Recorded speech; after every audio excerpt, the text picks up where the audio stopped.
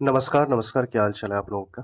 तो बढ़िया होगा, पढ़ाई-लिखाई अच्छा चल रहा होगा। मुझे पता है कि मोस्ट एक्सपेक्टेड करंट अफेयर्स तो नहीं देख रहे होंगे, बट चलो ठीक है, शॉर्ट्स देखने का आदत है, तो वो आदत को कंटिन्यू करते हैं।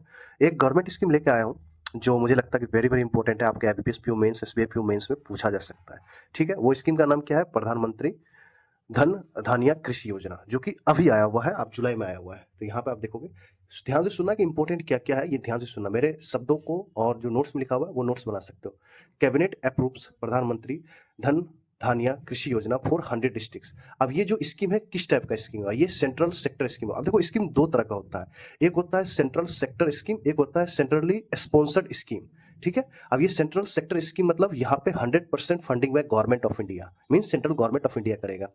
और जब सेंट्रली स्पॉन्सर्ड स्कीम लिखा रहता है तो मींस यहाँ पे आपको सेंट्रल प्लस स्टेट दोनों मिलकर खर्चा करेंगे, मतलब 50-50% या हो सकता है 70:30 का रेशियो हो या 90:10 का रेशियो हो, तो वो होता है सेंट्रली स्पॉन्सर्ड स्कीम। ठीक है, गॉट इट? ये समझ गए? हो सकता है कि मे बी बहुत लोग को पता नहीं हो, पता चल गया होगा। ठीक है, और टोटल आउटले कितना है? 24,000 करोड़ पर ईयर। और कितने साल के लिए? 6 साल के लिए। Got it? इंप्लीमेंटेड थ्रू, आप देखो ये इंपॉर्टेंट है, ये लाइन, मतलब ये जो बनाया गया है, किसको हटा के, ये इसमें जो प्रधानमंत्री धान धान्य कृषि योजना है, इसमें आपको मर्ज किया गया है 36 एग्जिस्टिंग स्कीम अक्रॉस 11 डिपार्टमेंट्स या मिनिस्ट्रीज। ये याद रखें, ये very very most important point है ये भाई। टर्म कितना है? 6 ईयर्स, 2025-26 से लेकर 2031-32 तक। ठीक है, ये ध्यान रखना है। एम क्या है?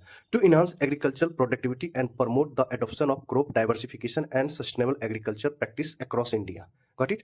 इस बार बजट 2025-26 में बोला गया था, जो आपके मार्च में फरवरी के लास्ट में आया था, उस टाइम में बोला गया था, बट ये अब जाके दिया गया है सारा डिटेल्स। ठीक है, सिलेक्शन, अब किस बेसिस पे सिलेक्शन होगा? Based on 3 key indicators such as low productivity, low cropping density, less credit disbursement. ठीक है, उसको इसमें शामिल किया जाएगा।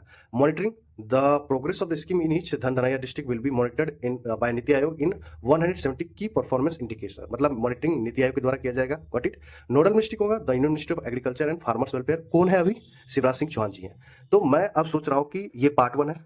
ठीक है, हर एक शॉर्ट्स के थ्रू एक एक स्कीम सब कवर करेंगे, मोस्ट इंपॉर्टेंट। ठीक है, thank you very much, good luck.